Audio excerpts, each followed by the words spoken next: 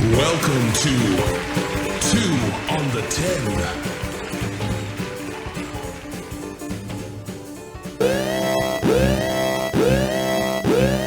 Oh, we back 2 on the 10, baby. Yes, sir. I'm Paul. I'm Mitch.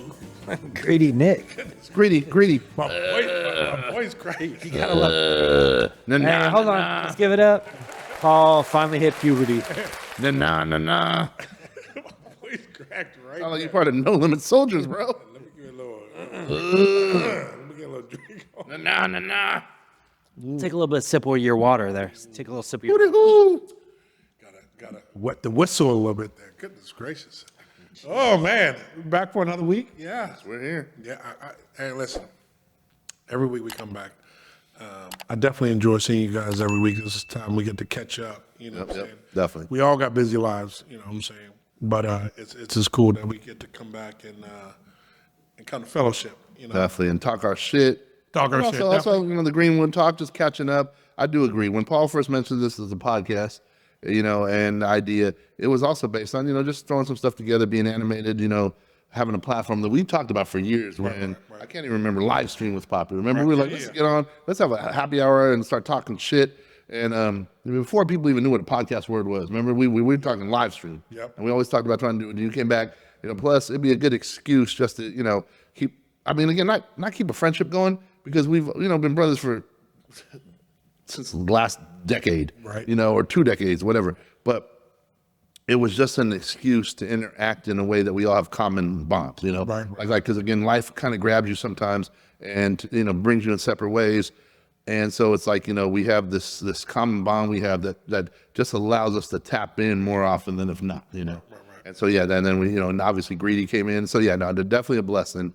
And, you know, sometimes I, you know, again, I am excited to do this, but I take it for granted sometimes. And every once in a while I sit back, especially with all the bullshit going on in the world.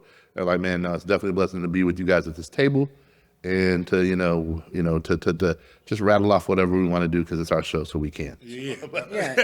And shout out to all the fans that have stuck through it with us. Yeah, definitely, man. Like I said, is, you know, we a couple, you know, more than a couple weeks, couple months back, we had our 1 year show, and kind of, you know, marked, you know, just the growth and grinding that we do. I mean, it's, you know, like I said, we all have busy schedules, but we, you know, we take this time out of our day, you know what I'm saying, to sit and kind of come to you guys, you know, tell us what's going on in our lives, also, you know, what's going on in our heads and shit, you know what I'm saying?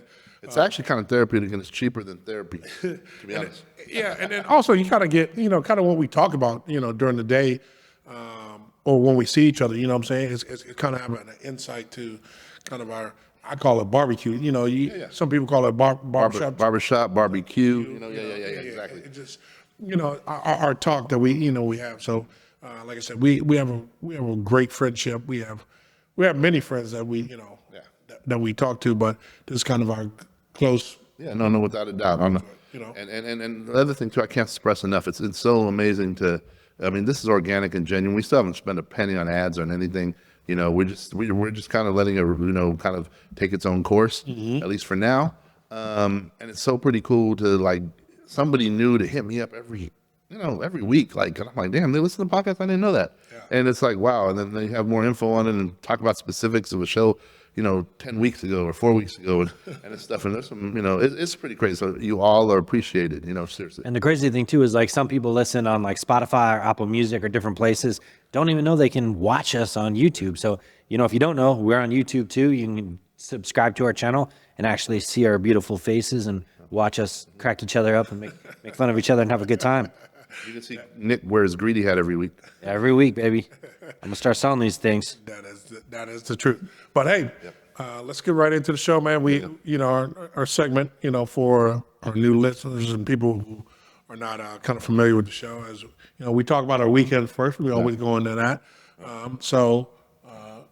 Big Ed, I'll start with you. I was talking to you, Greedy. How was your weekend, my man? I ain't Barry Bonds, baby. I ain't Barry Bonds. I ain't Balco. The greatest of all time. It's not in the hall. So You know why he's not in the hall? His head won't fit. Well, they need to make a new hall. His head won't fit through the door. They need to make a new hall. That is great. So for you guys that don't know, this is the after effects of Balco. So He was one time so a back great back, athlete. back to my weekend. Go ahead, man. No, my weekend was cool. I mean, it was just again, it's been lately more chill than anything else. I'll start with Well, earlier in the week, I got to go before you got your weekend. Earlier in the week, I got to see you and your girl. So, that's right. Yeah, That's right. We did the network meeting. yeah, we did a network. Shout out meeting. to So I Frank's. was, so I was bar. able to see you and your girl. It was definitely dope. See you guys together. And then also, I know you, yeah, Papa Bear and definitely Ken too was there. So it was kind of like, that's all our other extended family that you guys will see. We need to get them on the show one time. of course. I think that'd be kind of that'd be super cool. I that'd agree. be kind of I mean, we've had Ken on the show, but to get all 5 of us on the show, I think that would be kind of dope. But just to see you guys, before the weekend was kind of good. Yeah, no. I know you guys had to rush home and go Yeah, to yeah. the Bengal Cats. Yeah, exactly. Always the Bengal cats always calling. Shout out Ollie and Molly. It's funny as it Hey, is. for you guys don't know, go check Mitch. He got two Siamese cats. Hey, go check Bengal. Sorry, not Siamese. I got some donuts. So my mind, but got 2 Bengal cats. Go check them out. They got personality plus. Yeah, they're crazy. And boy, I'm telling you, are they plants, bro? Because your girl be posting pictures sometimes with the Bengal cat sleeping on you. Oh no, yeah. Sleeping on your head. Oh no, they're. I'll tell you what, man. They're amazing. They have so much personality. I mean, one of the best decisions, one to pick up the boy Ollie, and then to follow up and have the chance to pick up his sister a couple weeks later. It wasn't on the table. Right. They were like, we're keeping it. Right. Because I was like, who's that light skin, the tan one with the dots? Oh, okay. Oh no, we're keeping both girls. I'm okay, haters. Whatever. And then I was like, oh, hey, you know what? Something came up. We're going to give you first shot because we like how you and your girlfriend were, and you guys really cared. You sent pictures back and everything, stuff. They knew we love our cat. And so got the opportunity to pair him up that first night. Remember, that was the Matt Wright encounter. I'm oh, shit. It didn't look like it was going to work because Ollie wanted to strangle her, and she's crying. She's blowing her rape whistle. And I don't, no offense to that pause. And then find out her personality is just like always like. Yeah, but they be sleeping on every time. Oh, they go crazy. Yeah. They be sleeping on you, smacking you, Oh telling you yeah, to wake yeah. up Like, and I'm shit. sleeping, and like they'll stare. They'll be on my shoulder staring at me. But they like literally. It's weird. If you look at cats, I mean, look. There's a reason why there's a Sphinx. There's a reason why there's a cat in front of the pyramids. Right. In my opinion, the beliefs were always. I mean, cats have always been mystical creatures. I mean, even if you want to go to the black cat with the witch and all this other stuff, I mean, there's been a lot of symbolisms over time with cats. And if you ever sit there and if you've had a cat, and just Google this, look it up. But from own experience, sometimes they see shit in the room that you don't see. Like if you ever see their eyes bug out and they're looking over there, just know that they're probably looking in another dimension. Right. And the other thing that's pretty cool is they're supposed to be, you protect them, but they also protect you.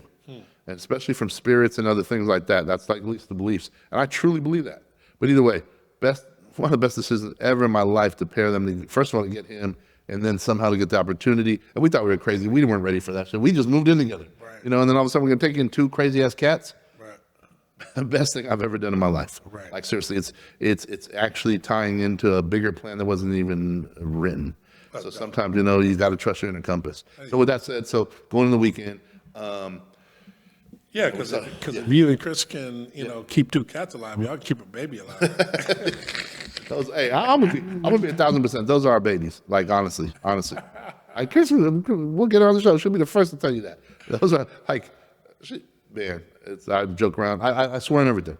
I sit there and I go, hey, and I mess around sometimes. I go, hey, they offer you 20 grand when you get rid of the cats.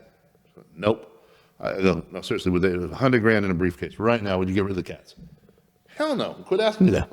Like, wow. And you know what? She is dead serious, and I'm dead serious. You come with me with 100,000, I'll tell you to fuck off. I'll tell you to fuck off. So if I said I wire you $100,000, you won't give me a cat? No, I wouldn't. That's crazy. But also know, if someone coming for the cats, you're going to see the Terminator. I promise you that. You're going to see, hey, what did Denzel say once? I made a promise to somebody a long time ago, but I'll break that for you. Hey, I won't give up my cat for 100,000 either, but you can have a couple dogs for free. Who let the dogs out? Nick did. Hey, instead of DJ Kelly, God did. Nick did. But with that said, okay, so to the weekend finally, it was real chill again. I know I keep saying the Moose Lodge because it's right down the street in our neighborhood, so it's a blessing to be able to either hop on the bike or just walk right there. Right. Okay, so just tap in real quick. The funny thing, Saturday night when you guys talk about your weekend, Nick reached out. Now, if I was told ahead of time where y'all were going, okay, that might have changed shit. But in the same token, we ran around. It's so funny, man. Did Costco, Bed Bath & Beyond. Don't think we're gonna have enough time. That's from the full reference, if you know. But either way, I told you was going out this weekend, man. I was like, listen, I've been cooped up in the house, taking care of my girl. I was going out this weekend. No, I got you. Y'all knew that was happening. I stayed out late on Friday myself. Like we went to the Moose, and then she went back, and I went back over. Just had a few drinks because Big Frank was there. Oh, okay. And I met some Italian folks that have a little bit of history. Okay. In fact, I'll just say this because I'm not saying any names. They all go to the Italian club or whatever in downtown Phoenix or whatever. And I guess, there's some bodies, again, read between the lines or not, allegedly. Right. And I guess Sammy the Bull popped up on them before. And they're like, what's up? You can have a couple drinks, but you have to leave. Really? Yeah. Yeah. So anyway. Wow. So here's a funny thing. Everybody know where this cat live at, right? It's no secret like where the dude's at, but he's just walking around freely. Yeah. Well, isn't he back in jail now since the? Since the ecstasy. He was, but then got out. Is he out again? Yeah, he got out after that. I'm not trying to talk his business. So I'm gonna stay out of that. But it was interesting. Anyway, these cats were super cool, and it's so funny. They're so New York style or East Coast, I should say East Coast. Hold on, we gotta go. And we're smoking cigars in the patio. Hold on, our buddy's gonna sing New York. Come on, we gotta go in. So anyway, that was cool. It was chill. But you know what's funny? I woke up the next morning, and this is gonna be a segment if we reach at the end of the show. And I didn't go crazy like I used to or whatever, but I'm sitting there waking up Saturday morning, and me and Chris went to the gym, and I'm sitting there with my head pounding, going, and it was only for like half hour. I'm like, damn, this shit's different now. It's like certain things bother me now, like beers or whatever. Like I have too many beers, I'm not used to it. Even though I'll drink vodka. Is the champ going now? No, champ's still here. Now I'm taking. I'm like Mayweather. Don't get knocked out like Wilder. But so the champ. Here's what you gotta say about any champ. They know when it is to hang up the gloves. Yeah. Or to just do some amateur box exhibitions. No prize fights anymore. Yeah. Exactly. Exhibitions means between like happy hour and 9 at night. Yeah. Prize fights are 11 to 4 in the morning. But what's it called? So yeah, no, it was a chill night watching movies and shit. And I mean, it was cool. Hey, I love that shit. And then the next day, actually, Chris's mom came over, and she, what's it called? She actually got to see the cats in person. She got to meet my mom, and then we all went out to a late lunch.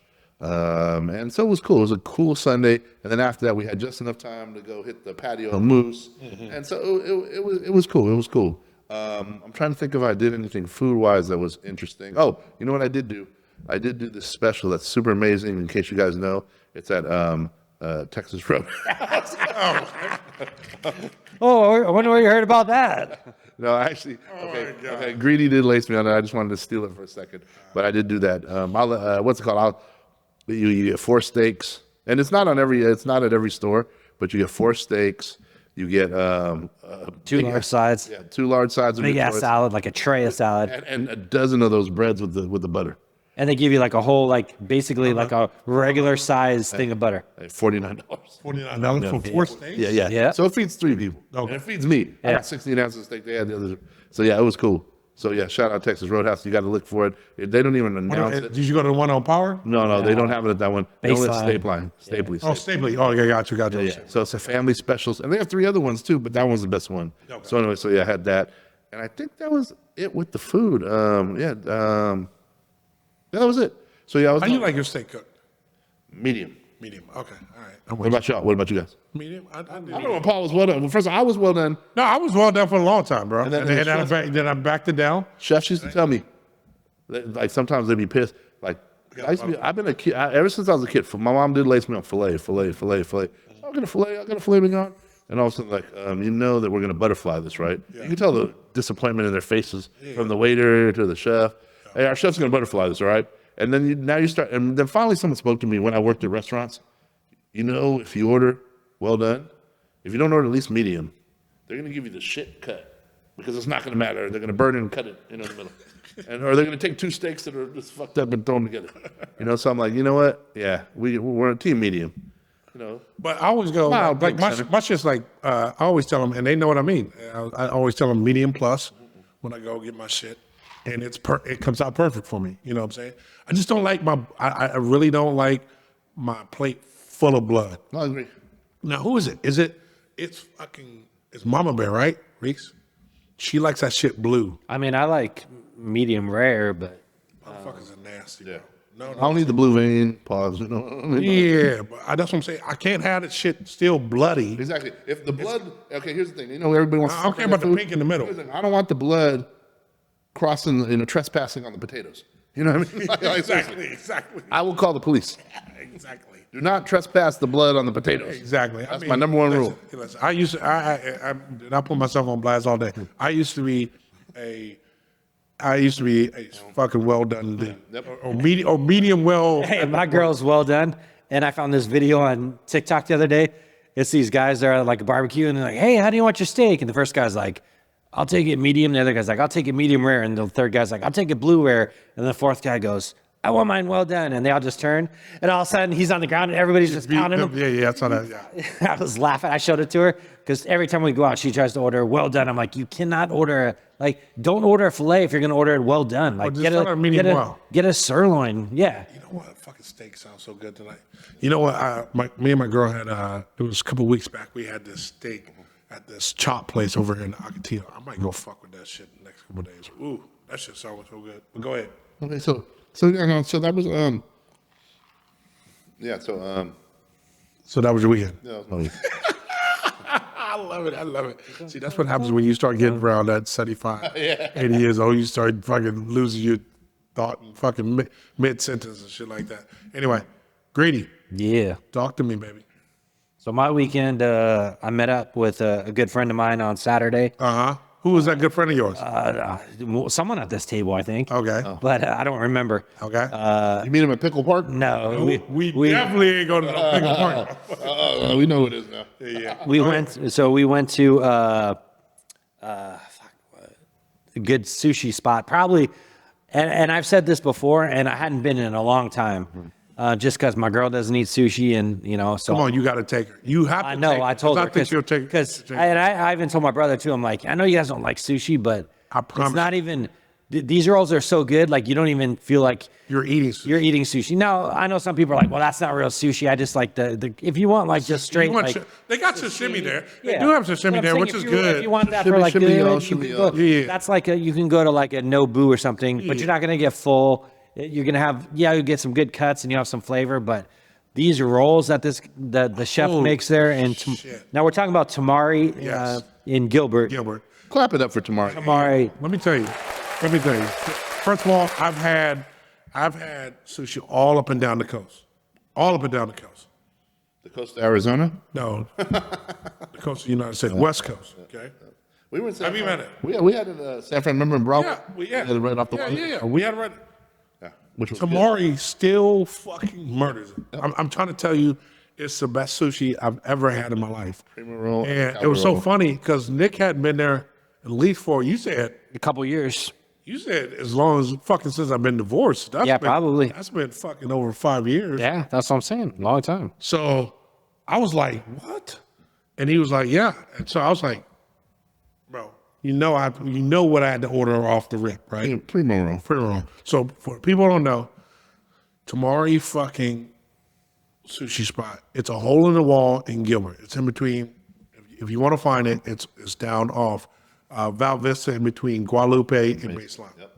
By the islands. Yep. And it's- Or not the islands, sorry. Val Vista Lakes. Val Vista Lakes, yes. And it's in the shopping complex there. It's right next to Buffalo Exchange. And when I tell you this will be the best sushi you've ever had, I'm not fucking with you. Like this shit is off the fucking charts. And I had to go to the Godfather's, off the rip, primo roll. Yeah. I introduced Nick to a couple other rolls. Yeah. My roll. I like. We had the cowboy. No, we had the cowboy. Yeah, we had the cowboy there. delicious. And then we had the White Dragon. White Dragon is my second favorite roll. I'll tell you, my 3 favorite rolls there is the primo by far, Yep. cowboy roll, Yep. and then whatever Saki decides he wants to make. Yeah, well, you can do. I mean, Amazing Grace is another one. Anything with the primo sauce on it, just ask him. Say, give me all the rolls with the primo sauce. Yep. The primo sauce is what makes the shit. It's like crack. Hey, so I'm gonna say it again. If I had known you guys were going to Temari, hey, here's the funny thing. In my head, this is where I'm at in life. I'm like, I just want to chill. I want to watch a movie, just relax. You know, they're on the days of going wild and shit. I mean, I still got them in me every so often, but like, Right. well, you know, you guys are probably gonna go to downtown Chandler or whatever, hit the bars, cool. I'm all right with that tonight. I don't need to. You guys went to Temari? Oh shit! What the fuck? No, it was one of them things where, so I was waiting for my girl to get home, kept waiting for her to get home, and then Nick's like, okay, what time we going out? And I'm like, all right, we're gonna go out. We're definitely going out. We're going out later. He hit me around 5. I said we're going out around about 7. Yeah. I said, but I'm craving some sushi, bro. I was craving some sushi. I've been thinking about it all week. I was like, or we gotta go to Temari. He was like, I'm down. Let's go. So that's when we went. We went to fucking Temari. We got that motherfucker in.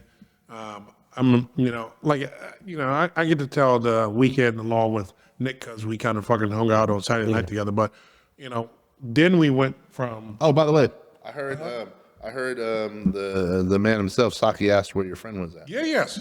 He asked what you out. So he knows you. He was like, hey, your friend Mitch. He was in there like 2 months. So you guys were in like 2 months ago, whatever. A few months. Yeah. Yeah. So, no, he was asking about you. So, like I said, he knows us.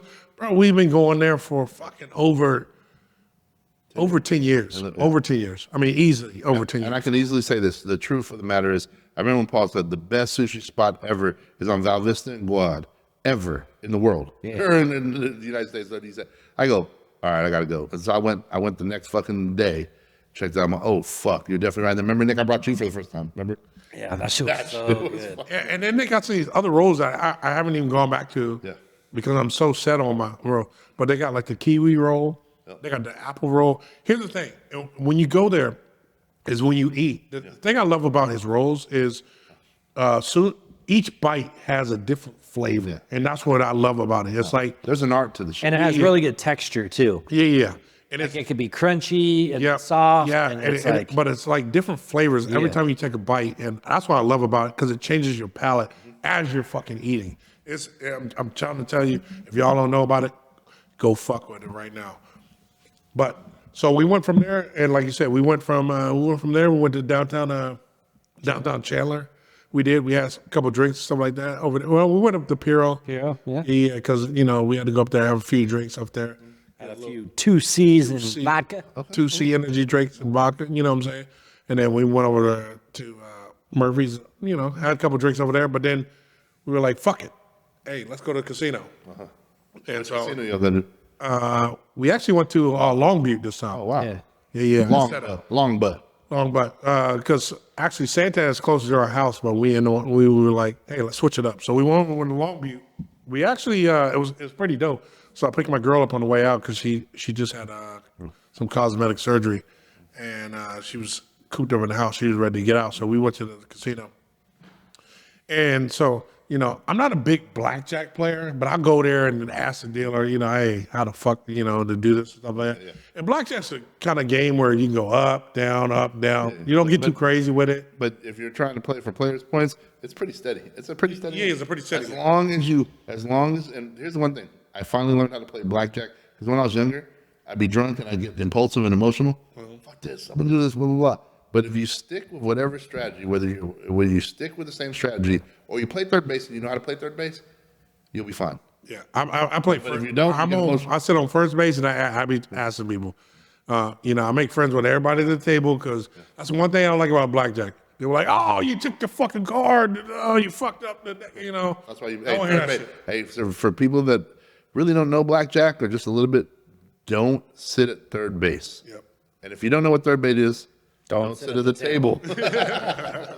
So that's why I always at first, if the first seat ain't open, I don't fuck with it. You know what I'm saying? So I go over there. So we play blackjack. We're going back and forth.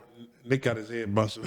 I got my head busted open. No. Did they break his glasses? I got my head busted open at the Ultimate Texas Hold'em. Oh, yeah, that's right. So I lost like 200. So I sat down at blackjack and won it all back. We're playing free bet blackjack, which if you don't know, like any 9, 10, or 11, you can double down, or if you have pairs, you can split, and they cover it, so you don't have to put your money down. The only difference is if the dealer busts with the 22, it's a push for the table, which I think only happened like once or twice. But we cleaned house. We were on a roll. Everybody on the table was winning. Yeah. And When they changed dealers, We got up. like did the executioner come in? No, not really, because Was she a lady? we're not sure. Did she have fortune cookies? no. Okay. She might have. Yeah, now I think she might have. But here's the thing. Why is it always stereotypical? I know. But here's the thing is, yeah, because you know what? It's funny that you did, because the Asian lady, she had that much. Oh, I didn't say all that. Whoa. True colors are shining, Paul. I don't give a fuck. I'm saying it for real. Yeah, y'all can be politically correct all you want. Motherfuckers, I'm saying it for real. She did come in. She didn't like. Well, I don't know if she didn't like me, but she just wasn't helping me. Other dealers were helping me out. So anyway, we got up. But she wouldn't give you half. Yeah. Hey. I don't know what you be doing there. Half chow mein, half fried rice. I don't know what you be doing at your other spots, but no, she wasn't Hey. giving me no half and half, A motherfucker. little rubby rub. I was talking about half and half at Sure. Panda Express, motherfucker. Sure. Anyway, so we got up from the table and we went over, found a new game. Yes. Backrack. Baccarat, bro. This shit is dope. Oh, that's that European shit. No, this is the Asian shit, bro. Well, It's big in the Asian shit. Yeah. well, it's always in every Bond movie. Come on. Yeah. That's But- true. But guess what? Jordan, I've This witnessed. shit's like 50. Jordan played It's like a Marina. coin. Okay, so the thing I like about Baccarat is like a coin flip. Yeah. So it's 50-50. It's like the rich man's war, basically. That's what it is. Or the rich man's high-low, Yeah. over or under. Yeah. Who got the high card? But you know, it took a minute. I think I was But to realize what the high card was? no, I was a little fucking buzzed at the time, so it was Shout out to U of A. the problem was it took me a minute, but I had Nick. Ooh, I had my man right next to me, bro. He was up here telling me, I was like Rain Man in that "Yeah, shit. you're Rain Man of that shit." So one of my frat brothers happened to be there. He was sitting like two chairs over, and we were playing 2 chairs. and he was over there, but he was getting his head busted up. He kept going back and forth to the ATM, right? So Nick was up. He was so, stepping to the ATM. so we was winning. So every time I would get down, and Nick would tell me to put it, and I just throw $100 on this, and then I get right back up in the game, right? So I almost fucking was out, but came back. So they have these like 7 and 8s, right? That you have on the table. So one pays 25 to 1, the other one pays what? 40 40 to to 1. And so the 7 that pays 25 to 1 I'd already hit. No, the 8 that paid 25 to 1. Was it 8? Yeah, the 7 was the one. Oh yeah, that's right. The 8 paid 25 to 1. So the 7 was coming up. And so it was so funny. So the dude was like, "Oh, I gotta go to the ATM and get money." We'd already and I thought about this. We had already played hands when he had gone back to the ATM, so I don't feel too bad. After the fact. Yeah.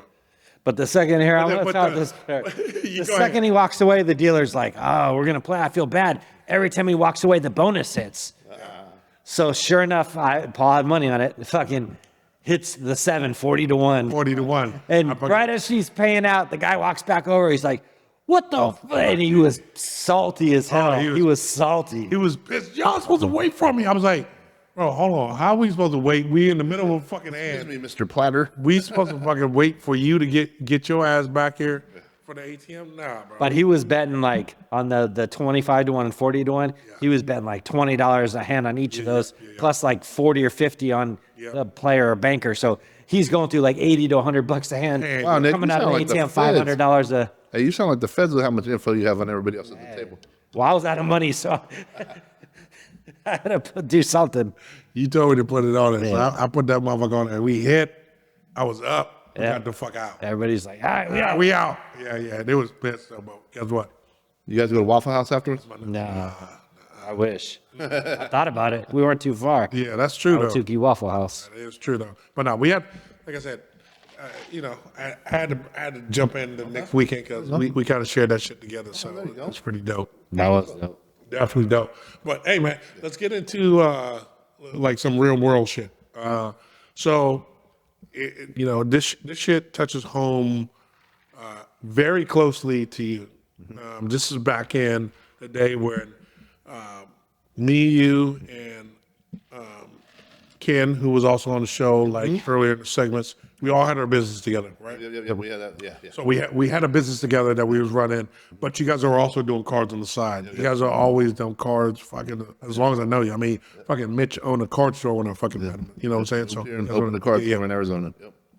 So we'd always run the business out of our office. It'd be the three of us in our office. Of course, we had a crazy fucking employees drink and bro. It was like us. If you ever watched the show The Office, Well, I thought you said boiler room no, it wasn't. It was Boiler Room matched with The Office and Wolf of Wall Street. and Wolf of Wall Street matched with The Office all in one. I think if you smash that shit all in one, that was us. Okay. Yep. And then, I mean, we had some crazy shit. We had motherfuckers gambling, fucking paying motherfuckers $100 to drink toilet water. Hey, I mean, who did that? eat triple, quadruple burgers. You know, there's money on the table. Yeah, it was crazy as fuck. We'd had some fun times. But anyway, so they'd be in not only would we be ordering leads, talking business, but they would also be running their card business out of the office. Out of the office. So, you know, I always was, you know, just enamored by like you and Ken fucking talking fucking on the phone. I mean, you guys would pick these cards up for $1,000, $2,000, $3,000, and this particular card that you picked up was a $10,000 card. Yep. And the fucking crazy thing is this card just sold for how much, Mitch? Last weekend. Last weekend. This card sold, and well, let's go specific into the card.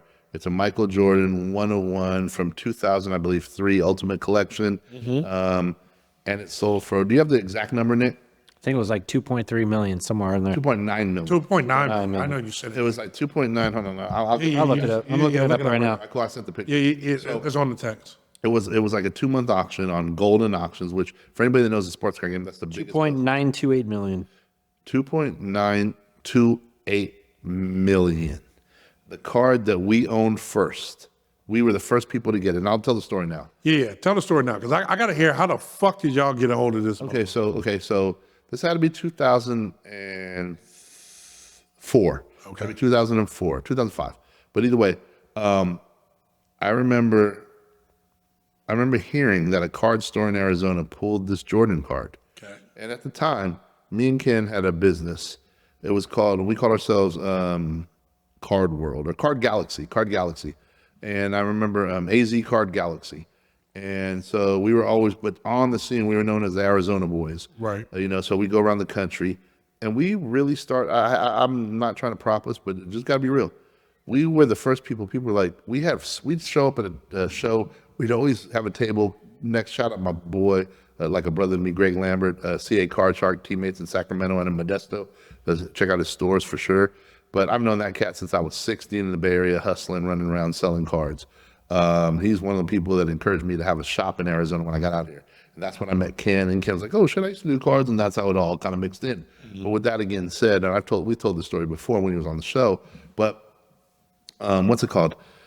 So so I had heard that somebody had pulled this Jordan card, and in my mind, at the time in 2004, this was the best card that existed in the game. In my mind.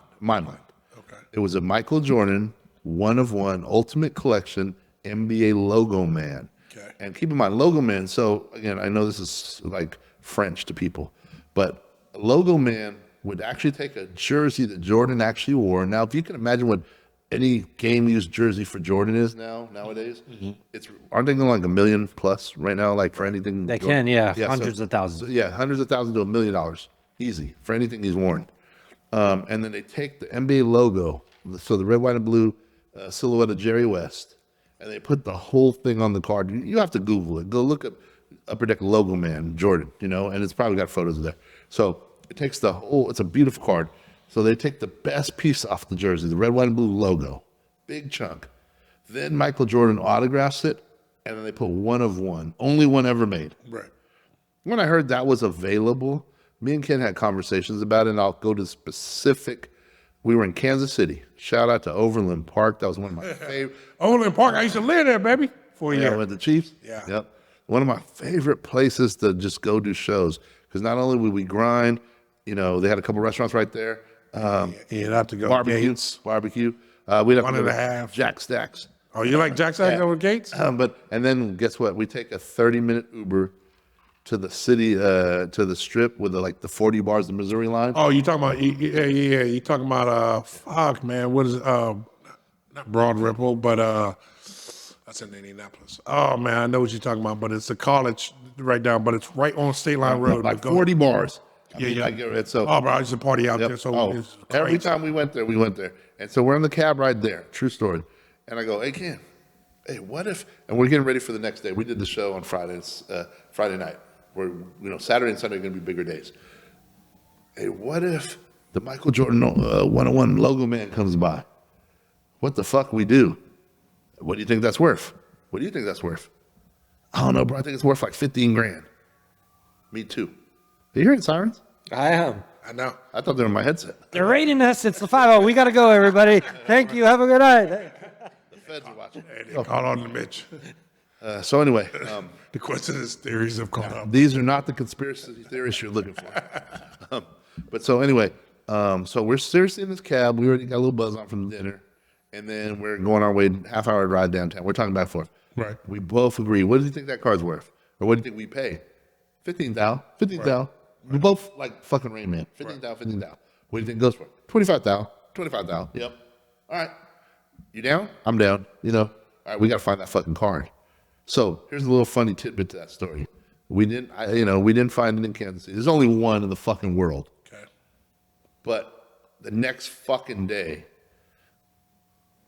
somebody comes up to me. Ken's not at the table, and we don't even have hockey. We have like 2 hockey cards in the case. This guy goes, "Oh, I saw these 2 hockey cards. Do you do hockey?" I go, "I don't." "Oh, I was going to tell you what I pulled. I pulled a nice card." I go, "Well, tell me about it." I'm always the friendly guy talking, whatever. Yeah. And so this guy shows up and he drops down a fucking, check this card out, and it's the Wayne Gretzky of the logo man, basically, kind of like of the Michael Jordan we're looking for. Okay. But he had the Wayne Gretzky, LA Kings. And I'm like, I sit there and I go, damn, this ain't Jordan, but when you're talking all-time greats and the best of the sports, Yeah. we got to make a run at it. Right. So long story short, we worked a deal out with the guy. We picked that card up for $3,000. Right. Some people thought we were crazy. We sold it 2 weeks later for $8,000. Goodness gracious. So $5,000 profit. There you go. And me and Ken make $2,500 a piece. Right. 2 weeks. So if the Gretzky, we paid $3,000, and it sold for $8,000. If you know cards, the Jordan in our minds at 20 and 25 G's scales right. Right. It scales right. Right. Those that know cards know what you're talking about. If you're buying something, this is worth this. This is worth. So let me ask you, I know they got the logo man as a Jordan, but do they have other all-time greats? So they got like Larry Bird. Do they got? They started throwing a few out there, but it was just the first times they were doing it. Okay, gotcha. The first times they were really doing it. There was one other Jordan before that. That was it, and I'll tell you a story about that. So anyway, let me forward this the fastest, speed the story up. So I had heard that it got pulled at a store in Arizona. Okay. I call the guys. Ken calls the guys. They're like, no, whatever. Quiet down. We don't hear this card. We ask everybody, if you ever see this card, if you ever see this card. Every show we go to, you ever see this card, we're buyers. And keep in mind, we started this trend. We were doing one-on-one cards. We had like 6 cases of it. Because our thought process at the time in 2003, 4, 5, 6 was, if we have the only card, we can create a market, all we need is 2 buyers. Yep. And we've proven that time and time after each other. 2 egos get involved with money. They bid each other out. I remember you told me the story of, was it Alonzo Mourning? Alonzo Mourning, yeah. We paid $99 for that card at the shop in Ahwatukee. We threw it on, and it was at $50, $60 before it closed. I thought we were going to lose money. I was going to get pissed. We lost $40, All of a sudden, with like 1 minute left, the card went to $1,300. And what were the 2 guys' names? Oh, Alonzo Mourning, #1 fan, and then he beat out #1 Morning fan. They went back and forth. And this is back when eBay learned about that shit, and then they finally decided to not even show names anymore because people could kind of shield bid. It's like, oh, Alonzo Mourning #1 fan, he'll go higher than that. And you put in another bid, a fake bid. Gotcha. I could talk about that for days. But anyway, so anyway, that Arizona shop said they didn't have the card. Well, come to find out, I heard rumors again that they had the card 4 months later. So finally, we call them. They're like, oh, yeah, we have it. I go, why'd you lie? Well, you didn't know what we wanted to do with it. We weren't sure, blah, blah, blah. It's a redemption, though. It wasn't an actual physical card. It's a redemption. Wow. So me and Ken talk. The redemption's different. We said we pay 15 grand, right? So Ken goes, we talk about it. He goes over to him. Give you 12 grand right now. No, blah, blah, blah. We're going to just let it run on eBay. Bro, 12 grand cash. He throws cash on their fucking table. I remember it was this guy Walt on 32nd and Greenway. Right. And he's like, well, we're selling it for another guy, and he just wants to let it run on eBay. You know, he thinks that he can get more. Cool. So now we're following the shit. I remember exactly where I was at. I was at the Tempe Oregano's. Me and Toe were out with some people. Having pizza. And Ken was calling me. The auction's ending, so I had to step out real quick. Hey, we won that bitch for 10 grand. 10 grand. Damn 10 grand. He could have got 2 more for Yeah. it. And well, guess what? No, 3 more because he had to pay about $1,000 in eBay fees. Think about it, That's terrible. So we got the redemption card. We showed that shit in Chicago and everything, and everybody wants to talk about it. Everybody. And then even there's a guy that was the VIP, vice president of Upper Deck at the time, Harvick Chung, Chinese dude. He come over. Oh, Jordan hasn't signed yet for this. We don't have this. We don't have the card yet. Oh shit. And he goes, and he'd keep fucking with us.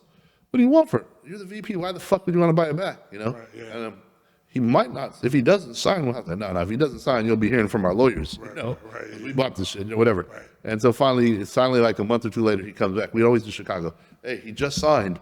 Give us the fucking card. It's gonna be about 3 weeks. So when we finally got the fucking card, now we're able to fucking go. First fucking show, we got the card on a Friday. We're in Chicago on a Saturday. Yeah. We sold it for $25,000. Goodness gracious. So $10,000, $15,000 profit. Okay. How long did it take you to sell? Well, 2 months to get the redemption back, and then 1 day to actually sell it. But that's what I'm saying. So people would just wait for you.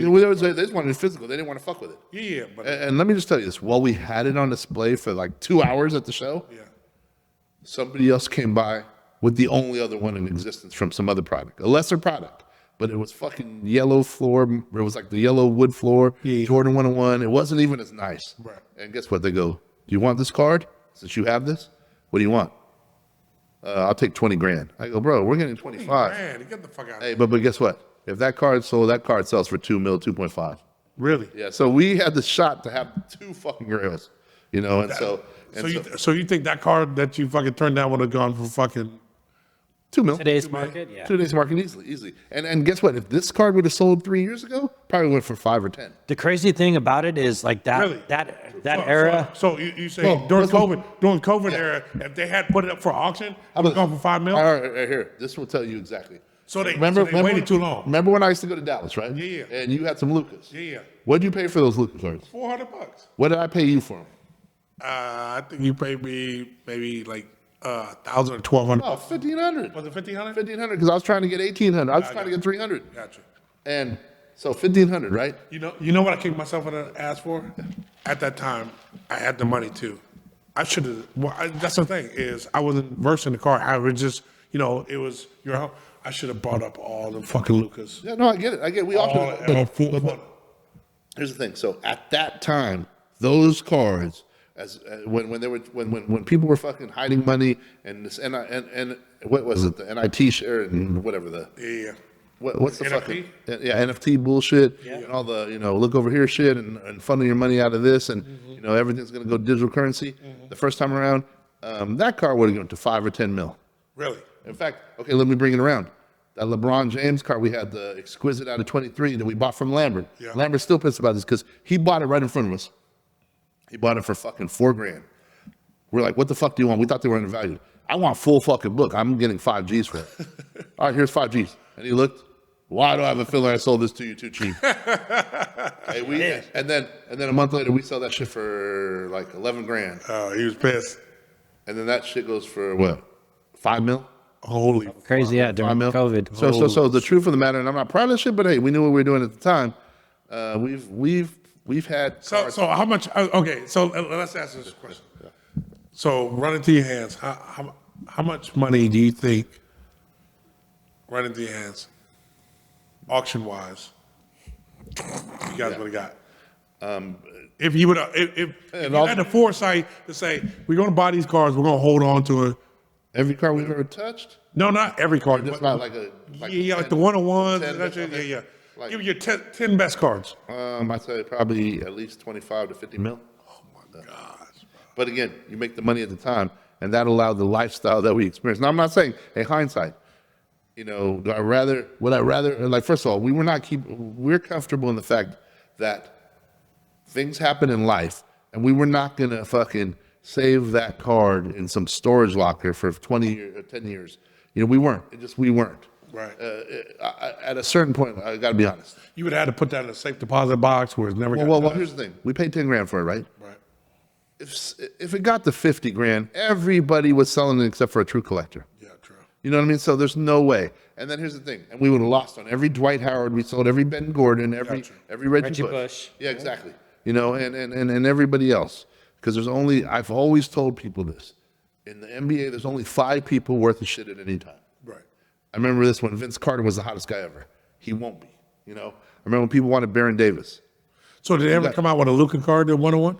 Yes, in fact, there was a Instagram piece, and I know the guy, but one of them sold during COVID for 14,000, and I think the guy, let's put it this way, there's only one other one for Prism, and there's a standing offer at 1.5 mil. Oh wow! So just to give you an idea, it sold for 14,000. During COVID. Yeah. Damn. And it's crazy too. I look back because that was like right when all that Upper Deck stuff started coming out. It was right when I was like kind of out of sports cards. And they were ahead of the game. I mean, they were ahead of their time.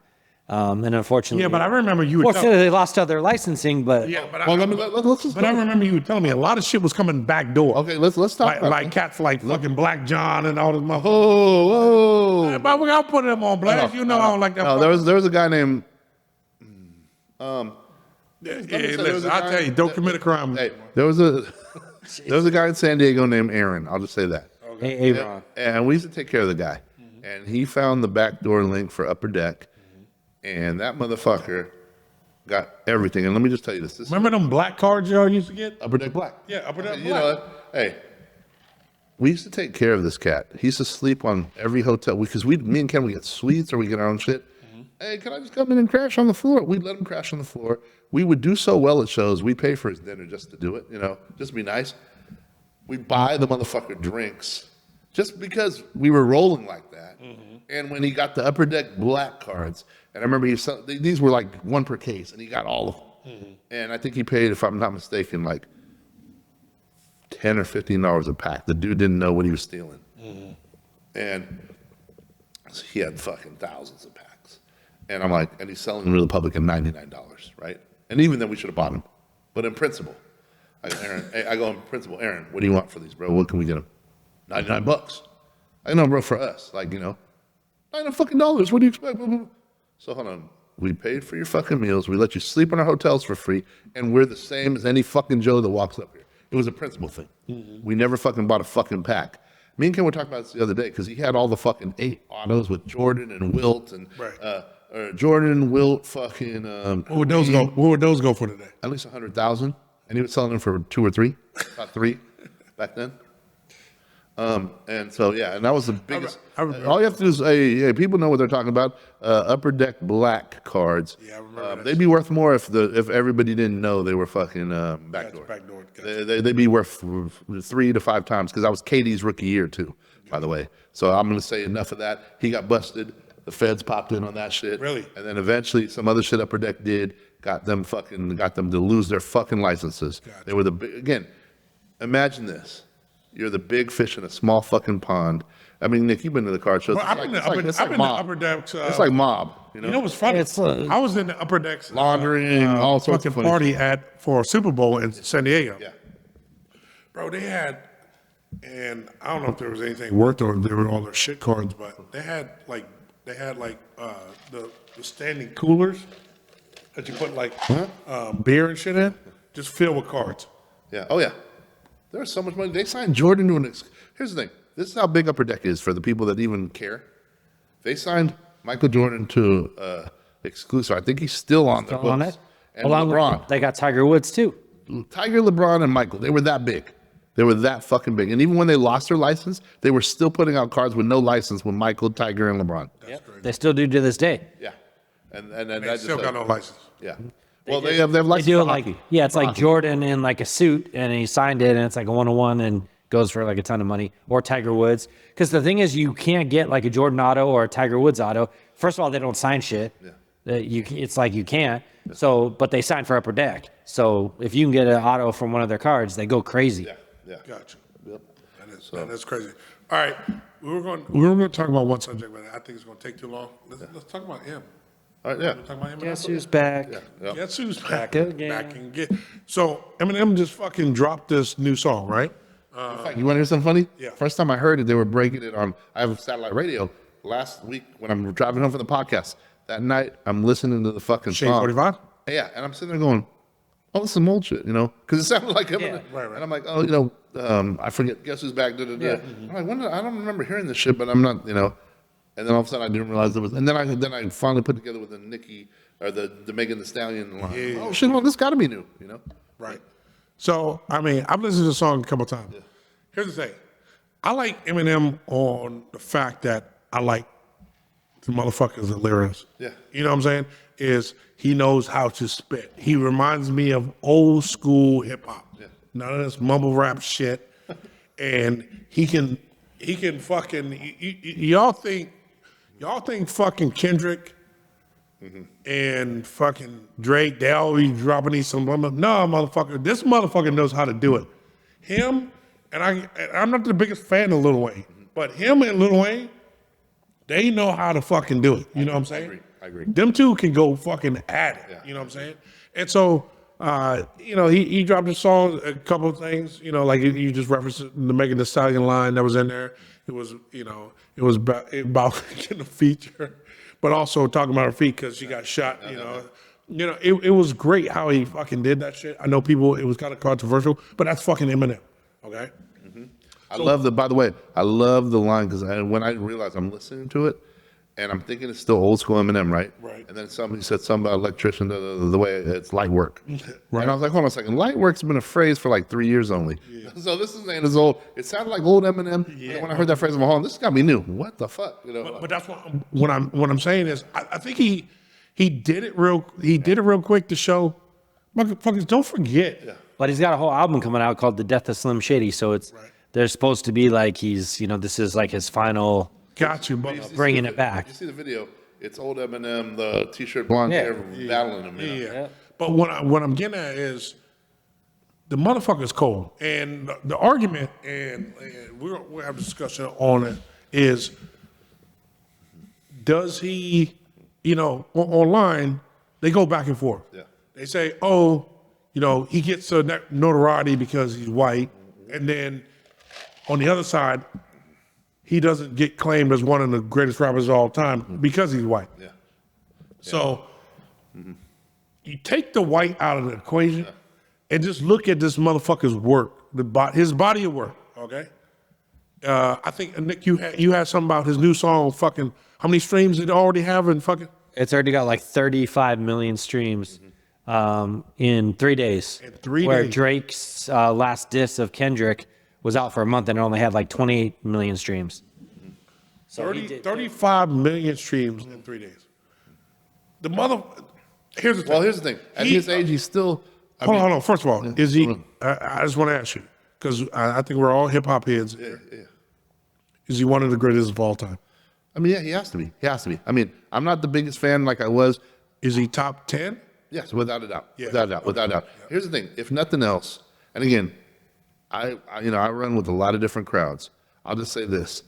A lot of the brothers I know, or some of the brothers I know, I'll sit there and they'll be like, blah, blah, blah. He's, what's it called?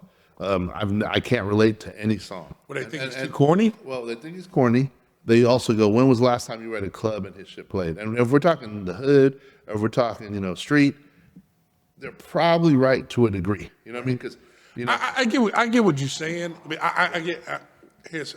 I would say commercially, he's probably one of the No, commercial. I think commercially. Okay, there's two sides. But he wasn't. Here's the thing. Even though if you say he was a commercial rapper, he wasn't that Mickey Mouse commercial rapper. But here's the funny part. Okay, I got to call this out, and I'll debate anybody on this shit. And I'm not the biggest Eminem fan. Because you know what ruins it for me? are these people that did bleach blonde their hair and fucking, think they were Slim Shadys. Like basically, the video stand that he made were those guys. There's tons of them. Right. I remember I was at a bar on the West Side. That'd be like 6 years ago now. And some cat played 12 songs of his in a row. Right. And just thinks, and I'm like, that type of shit drives me crazy. Because that person's gonna sit there and politic for him on every line, and what's it called? Slim, we should be together too, type shit. Right. Our little brother Matthew, all that bullshit. Right. But okay, I gotta be honest. The same person saying, I never listened to they never played this shit in the club. Do they play Common Sense in the club? Right. You know what I mean? Common's one of the dopest rappers ever. They play his shit in the club? Right. Do they play Taqui They play Nas in the club, really? Nah, they play a little Nas in there though. I mean, maybe they play, Made You Look. Yeah, and they'll play a real Slim Shady at the club. They don't play. Well, it depends on what club. Yeah, but I'm just saying there's few. We got to define the club, Nick. Yeah. I mean, the club. And I've been to all these motherfucking clubs. If you're talking about hood club, that's a different story. Well, I'm talking just like but that's you go to Vegas. But Vegas club. Let's say. Okay, and thank you for saying that. We got a few minutes. I got to touch on this though. Yeah. But again, that's who's saying it. Yeah. They're saying I can't relate to him. Whatever else, what he's saying, and then when was the last time you heard him in the hood club? Right. Okay, and other than maybe I'm patiently waiting with him at 50 or something, or forgot about Dre maybe. Yeah. They're probably right. They're probably right. But in the same token, when we're talking impact in the culture, I got to be completely honest, because here's the thing. I grew up in that culture. I don't give a fuck what anybody says about color or whatever. I've had probably more fist fights than most people that are bitching on that shit about the music you play and what's allowed. Right. I remember we'd pop in a tape when people were playing Guns N' Roses and whatever else, and then that N-word would fly out. You're playing this shit, and guess what? The whole party get tore up because we're fist fighting. Yeah, right. And true story. People know back home. Know back home. That's exactly what happened in Vallejo, California. We go to parties in Benicia. That's exactly what the fuck would happen. In fact, I get frustrated because the same people that we got in fights with are sitting there telling their grandkids, this was your daddy or your mommy's music, taking them to hip hop dance class. So it's kind of bullshit. I remember talking to girls back in the day. As soon as I said what kind of music I listen to, oh, you're one of those guys. I only listen to Metallica, whatever. And I was open enough to know Guns N' Roses and shit. I like that shit. But again, that was, and so now you get this shit. Eminem opens these other fucking doors, good and bad. He opens the doors for Drake to succeed, for Jay to fucking take it to another level, get out of Pac and Big Shadow. You know what I mean? He opens these fucking doors, and it's just the truth, because guess what? When more people buy music, all you have to do is look at who purchases hip hop music. There's a few categories. Is it the dudes bitching in the corner? No, it's honestly suburbs and females. Yep. And if you don't understand that, you're a fucking idiot. And I'll tell you this, and we've seen the fucking growth. Because when I grew up on hip hop and rap. In fact, I don't even like the word hip hop, because hip hop's mumble rap and all this other shit. Rap is, to me, X-Clan and Public Enemy and whatever else, NWA and all this other shit. And when you want to go to clubs to hear that shit, even in Vegas, you'd have to go off the strip. When you go to fucking other places, you have to go off the fucking strip. It's not mainstream. When we were in Scottsdale, they didn't play that shit. No. You'd have to go off the strip. I'll use Scottsdale as an example. I used to have to go to fucking House of Grooves. I used to have to go to Zazu. I'd have to go to fucking Zodiac. I'd have to go to The Buzz, Elks Lodge. Barely they started getting it to Suede and Mist, and the next finally did. But we're talking, after 10 years after Eminem. Eminem made that breakthrough where you didn't have to wear the fucking church shoes and the slacks anymore. Eventually, you could go wear blue jeans because enough regular people started going to the club wanting to hear that shit. And if you got it, no matter what you feel about the guy, no matter where you feel his place is, for him to open that many doors for that many people to make more money, I mean, it's just the truth. I hate to be that way. I'll debate anybody on that subject, and I'm not an Eminem fan anymore. Just because I think sometimes he got a little too corny, sometimes maybe with the drugs and everything else, some of his stuff, but he's very talented. I mean, like the way he raps with his, it's like he's almost got a percussion while he's rapping. I know a lot of people make fun of it. I rap, and stuff. I mean, but again, it was new at the time, it was trend-setting, and he birthed a lot of people, both white, black, brown, blue, pink, and yellow. There you go. And you can't deny that. Yep. And on that note, thought of the day, real quick. My thought of the day is I'm gonna pass the greedy and see what he thinks. Okay, sounds good. Oh Great shit! thought of the day. My thought of the day today is, I got something. I'm gonna come right around. Let's go back to Mitch. Make it quick. No, my thought of the day is just, as we getting into the weekend and starting to get hot, make sure you find some stuff to keep yourself cool, especially here in Arizona, because we already hit I think it was going to be up to 110 today. So, stay cool out there. It's getting hot. There you go. Stay cool. What you got? What about you? Me? Yeah. Well, see, here's the thing. Like you said, it's summertime. I know it's hot in Arizona. Some places, you know what I'm saying, not so hot, but get out the house, man. And, let's go explore the world. That's what I'm going to say. That's my thought of the day. Okay, and I'm gonna say this real quick. So I'll take a minute or two. So on Sunday, it's me and my girl's 1 year anniversary. Oh, congratulations. Thank you so much. I know this will be playing on Monday, so I'm kind of debating. I think I already have my idea, but I'm trying to figure out, where the cool food spot to go. And I know the food spots, but again, for me, I've already told her I'm thinking about maybe we're going to Arrowhead Grill, making the trip up to Glendale, but open to suggestions. Maybe if you want to see the city, the foods is okay, is pretty good, but JD Steakhouse or the Ambassador at the Ambassador now 44th Street and Calback. Okay. Beautiful views. I mean, I know we know this stuff. We talk about it all the time, but what are you thinking? There is a new restaurant at the Biltmore that's built up on the mountain where it was been there, but they redid it. It's supposed to be really nice. That'd be a cool spot, just different area. I mean, it's tough to say. There's so many good places you could go. Okay, so let me tell you a real quick list.